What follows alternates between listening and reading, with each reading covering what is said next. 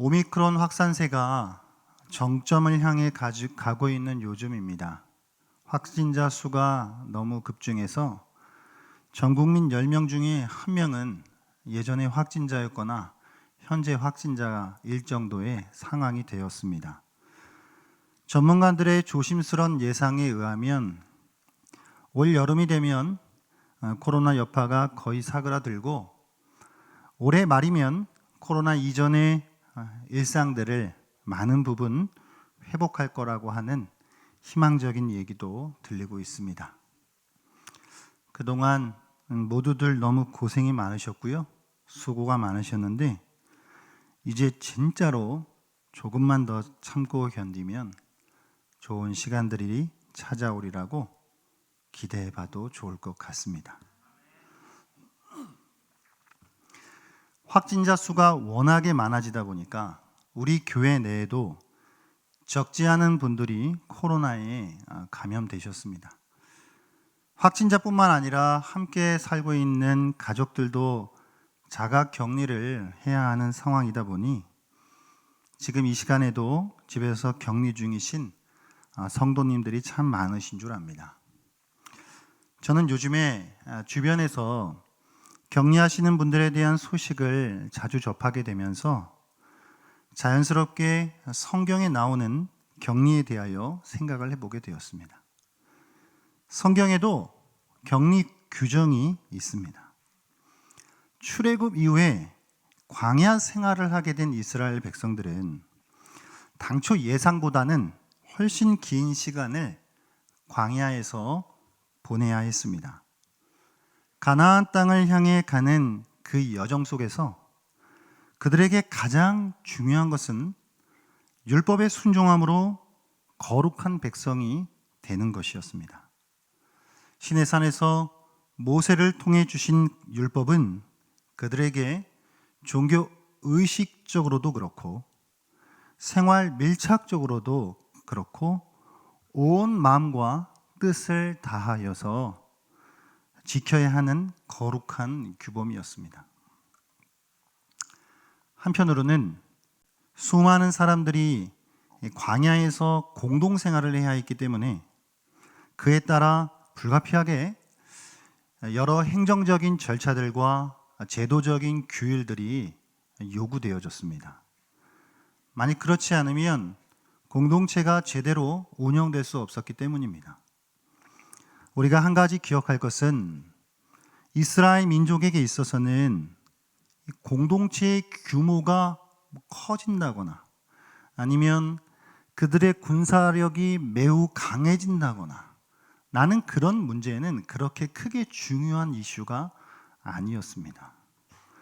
그들에게 있어서 가장 중요한 과제는 공동체의 거룩함과 성결함을 지키는 것이었습니다.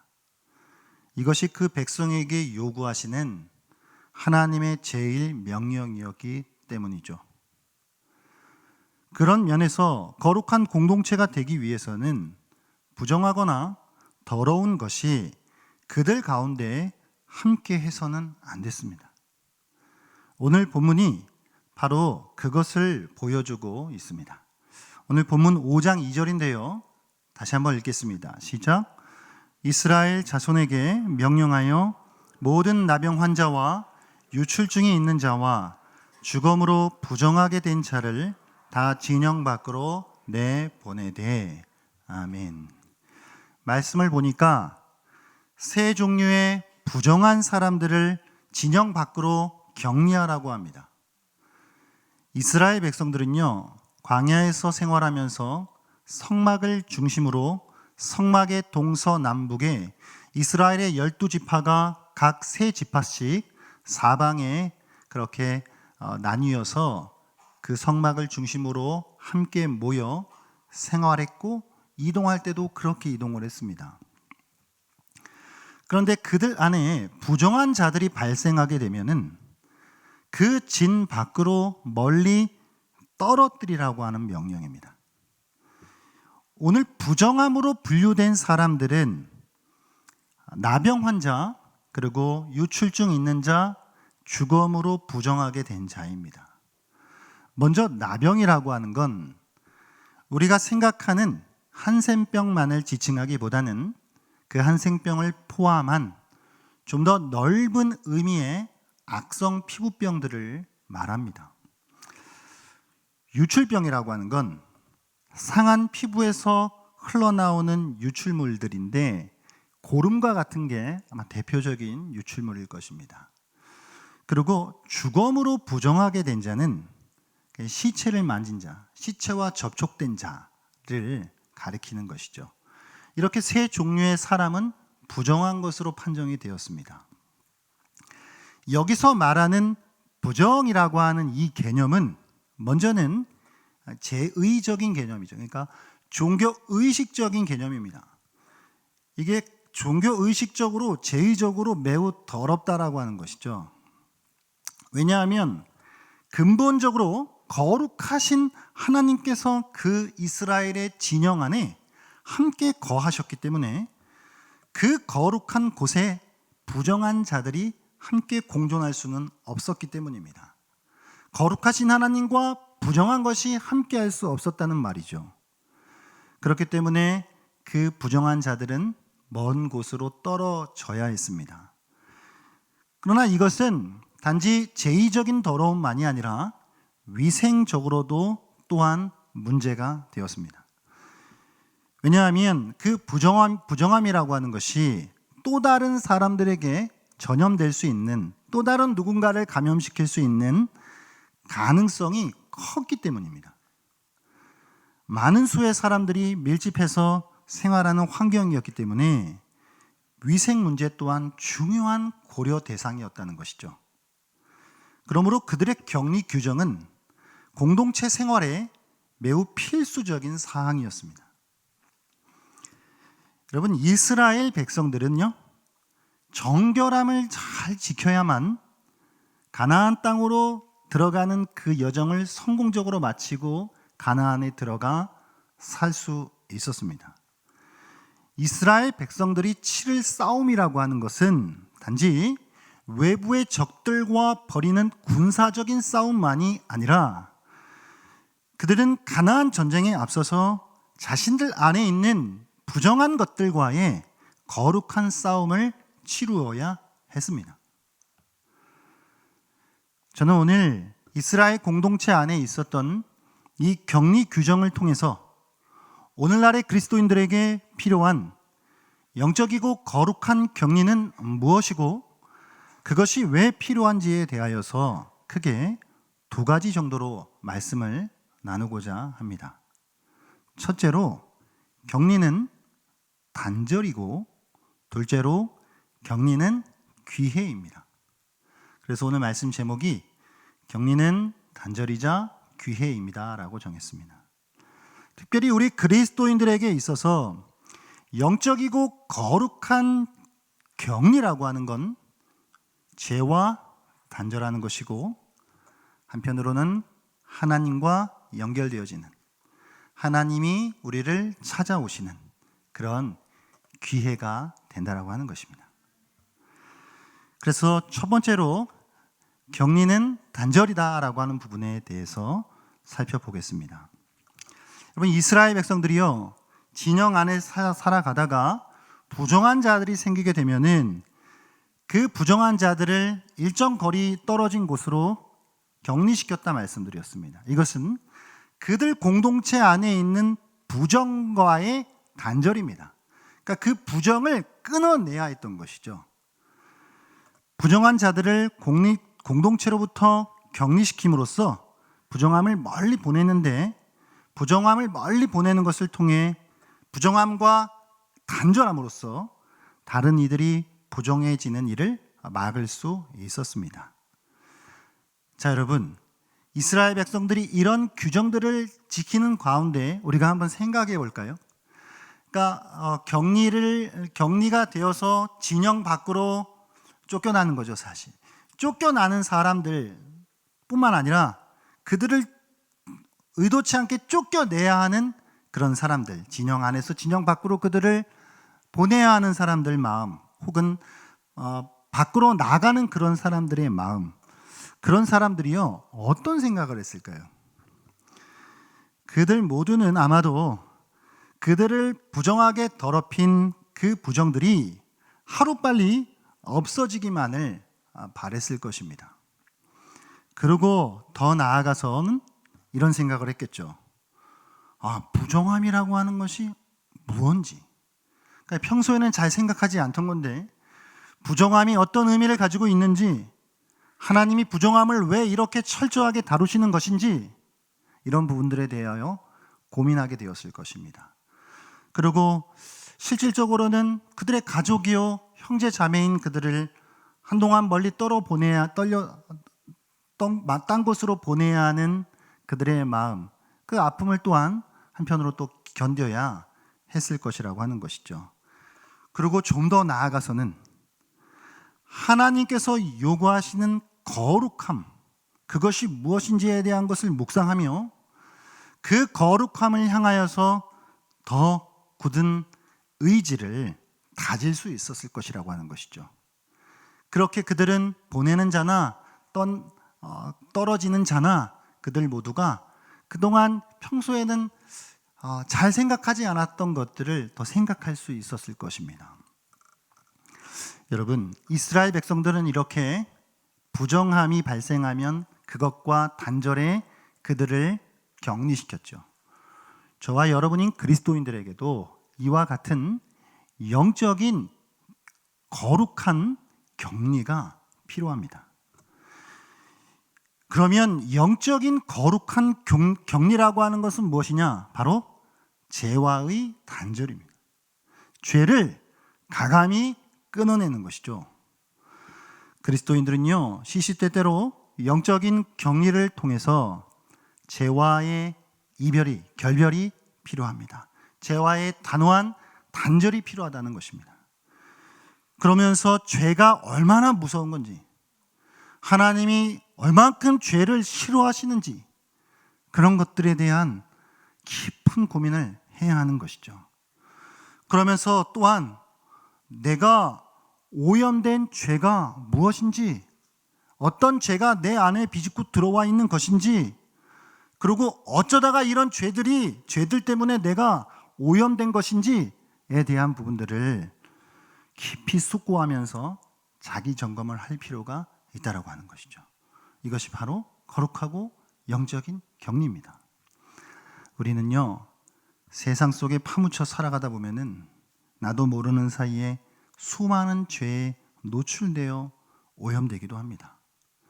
그렇게 살다 보면 더러운 것이 묻은지도 모른 채 그냥 하루하루를 별 생각 없이 살아가곤 합니다.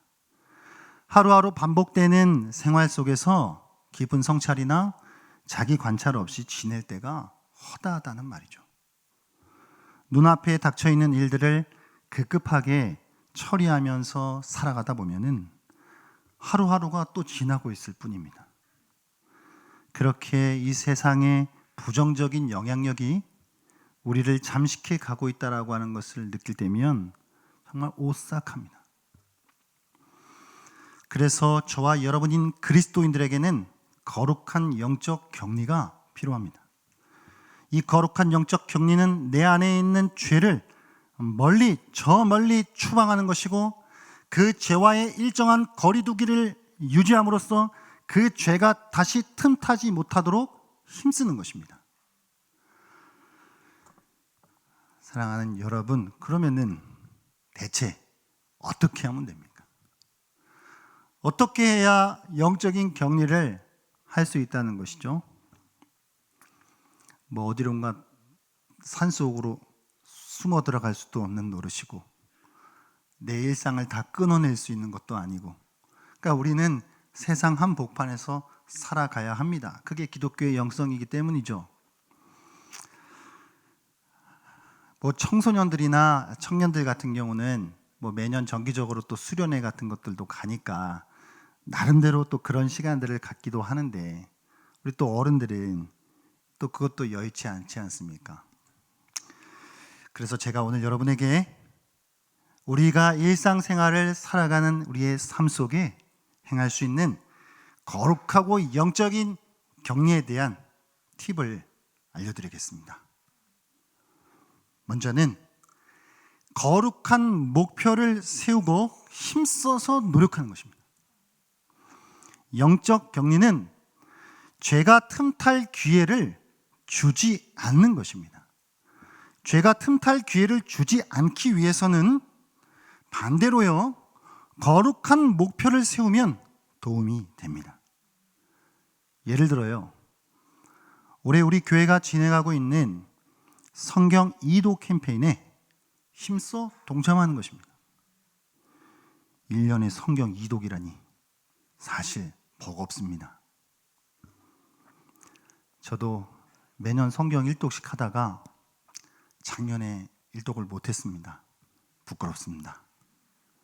그래서 오늘 고백하는 것을 통해 저도 더 열심히 노력하겠습니다. 이게 성경 이독이라고 하는 게 1년에요, 버겁습니다. 그렇지만은 사실 버겁기 때문에 좋은 점이 있어요.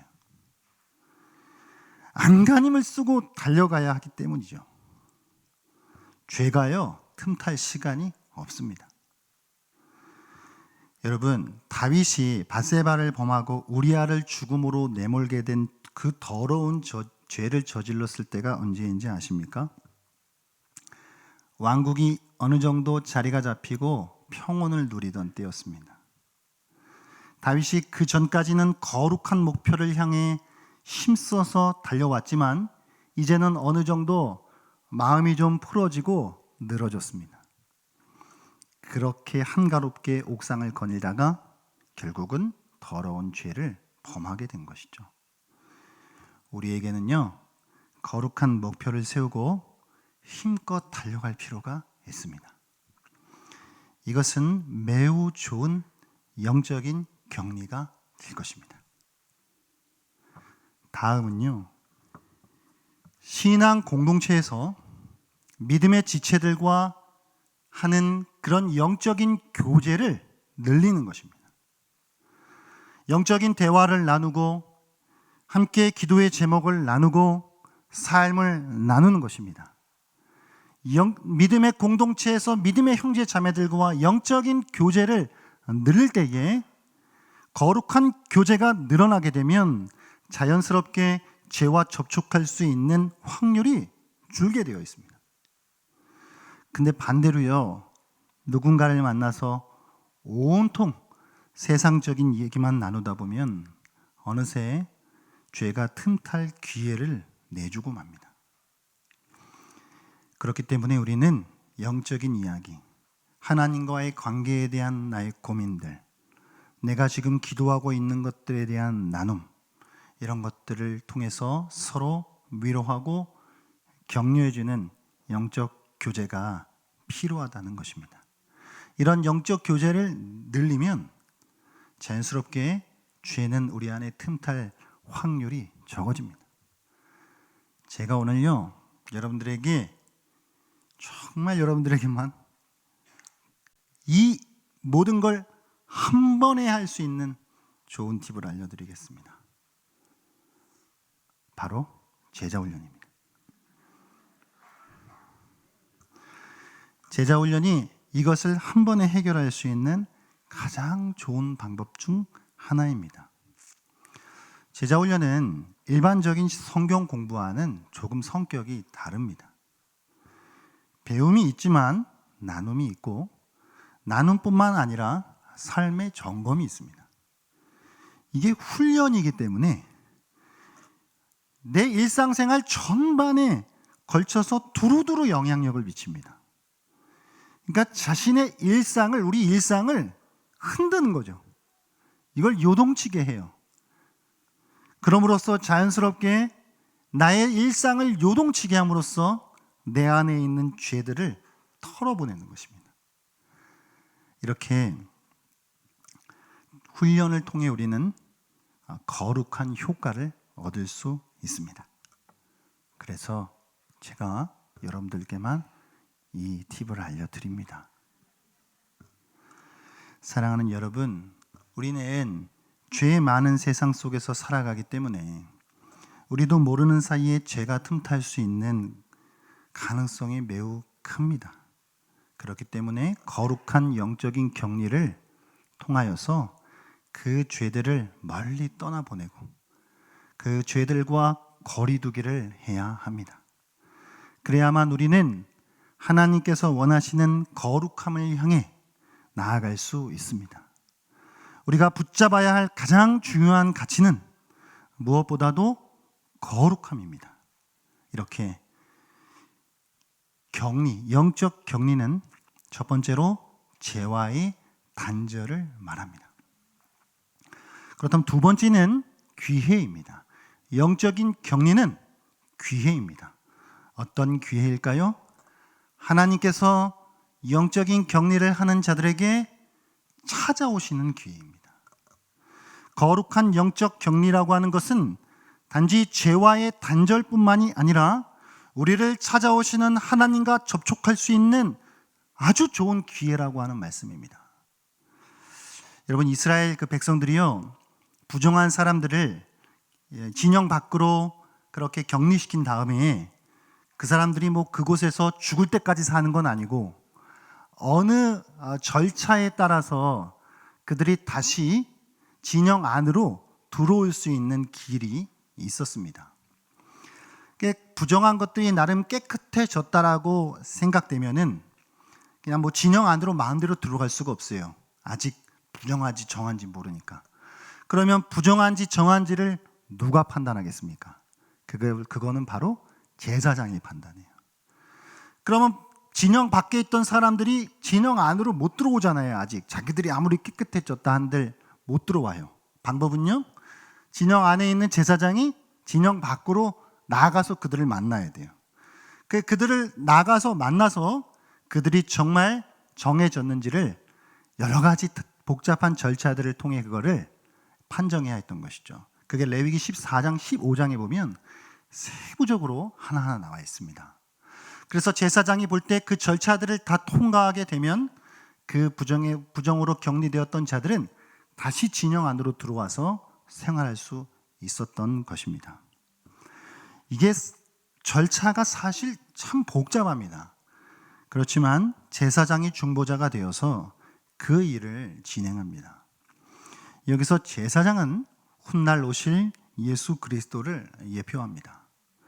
예수님은 부정함으로 인해서 하나님으로부터 단절된 인간들을 구원하시는 대제사장으로 오셨습니다.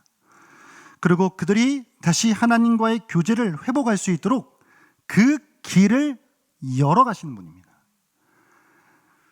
우리가 영적 격리를 하게 될 때에 우리에게 하나님이 찾아오신다는 것이죠.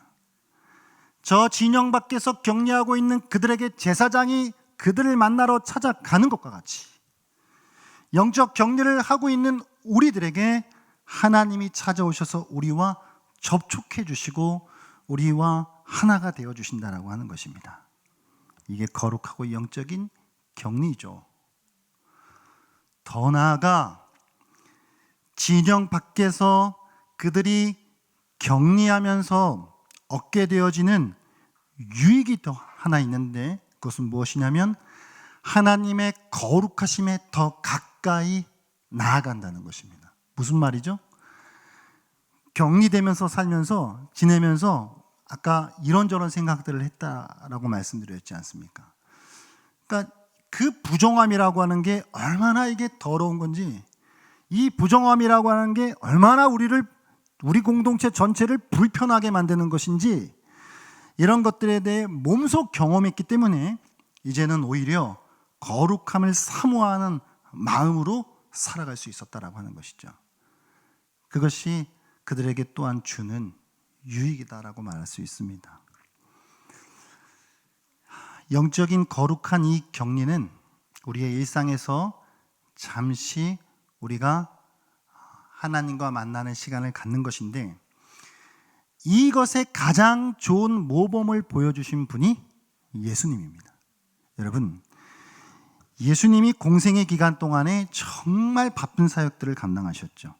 하지만 예수님은 중간중간 한적한 곳을 찾으셨습니다. 잠시 동안의 격리를 원하셨던 것이죠. 한적한 곳으로 가셔서 하나님께 기도를 드리시기도 하고 때로는 휴식을 취하시기도 하셨습니다. 또한 그것을 제자들에게 권면하기도 하셨습니다. 중요한 것은 예수님조차도 삶의 중심부에서 얼마간의 격리가 필요하셨다라고 하는 것이죠. 그렇게 한적한 곳으로 가셔서 찾아오시는 하나님과 만나는 시간을 가졌다라고 하는 것이죠. 영적 격리, 거룩한 격리는 다른 한편으로는 하나님이 우리를 찾아오시는 기회라고 하는 것입니다. 자, 그러면은 이렇게 하나님이 우리를 찾아오시는 기회가 되는 영적이고 거룩한 격리는 또 어떻게 구체적으로 해야 되겠습니까? 제가 이것에 대한 팁을 또한 드리겠습니다. 지금 여러분이 잘하고 계시죠? 주일이라고 하는 시간, 일주일에 바쁘게 돌아가는 우리의 삶의 현장 속에서 이 주일 한날을 구별하여 하나님 앞에 나와 예배하고 봉사하고 교제하는 이 주일을 거룩하게 성수하는 것을 통해서 우리는 거룩하고 영적인 격리를 하게 되고 그 시간을 통해 하나님이 우리를 찾아오시는 것입니다. 지금 예배하는 이 시간은 그냥 일주일에 정해진 시간에 그냥 나와서 행하는 종교적 어떤 그런 의식이 아닙니다. 거룩한 영적인 격리가 되어 하나님이 우리를 찾아오시는 기회라고 하는 말입니다.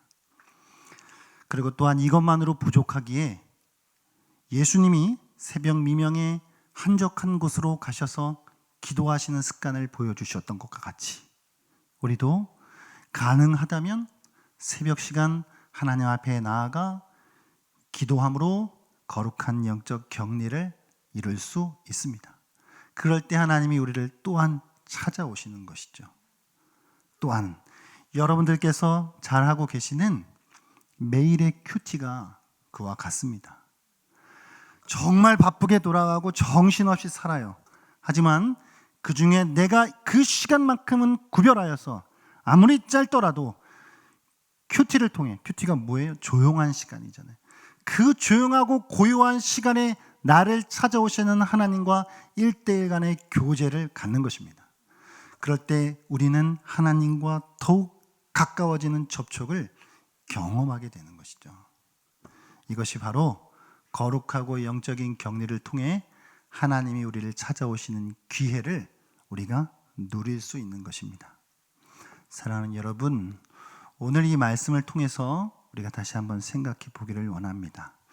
이스라엘 백성들은 그들 안에 부정한 일이 발생하게 되면, 부정한 사람들이 생기게 되면 그들을 진영 밖으로 멀리 보냄으로써 그 부정함과 단절하였고, 그렇게 격리된 사람들은 또다시 하나님 제사장이 그를 찾아와서 다시 회복시키시는 그것을 경험할 수 있는 기회를 가질 수 있었습니다.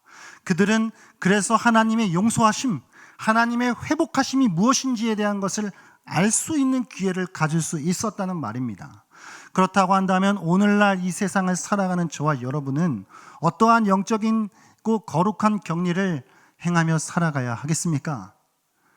우리가 뭐 저 멀리 떠날 수 있는 것도 아니고 내일 당장 수련회를 갈 수 있는 것도 아니지 않습니까? 우리의 삶의 모든 일상을 살아가되 우리의 삶의 모든 일상 속에서 거룩한 목표를 세우고 있는 힘껏, 조금은 버겁지만 있는 힘껏 달려 나아가는 것입니다. 그럴 때 죄는 우리에게 단절되어질 것입니다. 또한 귀한 영적인 사람들과 함께 영적인 교제의 시간들을, 그 나눔들을 늘려가는 것입니다. 그렇게 늘려가다 보면 죄가 우리에게 틈탈 수 있는 기회가, 확률이 줄어든다라고 하는 것이죠. 이렇게 우리는 죄와 단절될 수 있습니다. 뿐만 아니라 거룩하고 영적인 격리는 내가 주일을 온전하게 하나님 앞에 성수함으로써, 또한 새벽 시간 하나님 예수 그리스도의 본을 따라 하나님 앞에 기도함으로써, 매일매일 드리는 하나님 앞에 드려지는 그 고요한 시간 중에 찾아오시는 그 하나님을 만남으로써 우리는 하나님이 우리를 찾아오시는 기회를 누릴 수 있다라고 하는 것입니다. 오늘 말씀을 통해 정말 세상이 어수선하고 복잡하고 바빠요. 세상 안 바쁜 사람 없는 것 같습니다. 정신없이 그렇게 하루를 살아가다 보면 어느덧 우리도 모르는 사이에 세상의 수많은 오염들이 우리를 더럽히는 그런 일들을 또 볼 수 있습니다. 그렇기 때문에 우리는 깨어서 영적인 거룩한 격리를 통해서 죄와 단호하게 단절하고 하나님이 우리를 찾아오심으로 말미암아 하나님과 더 가까워지는, 그래서 주님과 더 깊은 교제를 누릴 수 있는 은혜를 모두가 누릴 수 있도록 주님의 이름으로 축복합니다. 그런 저와 여러분 될 수 있기를 소망합니다.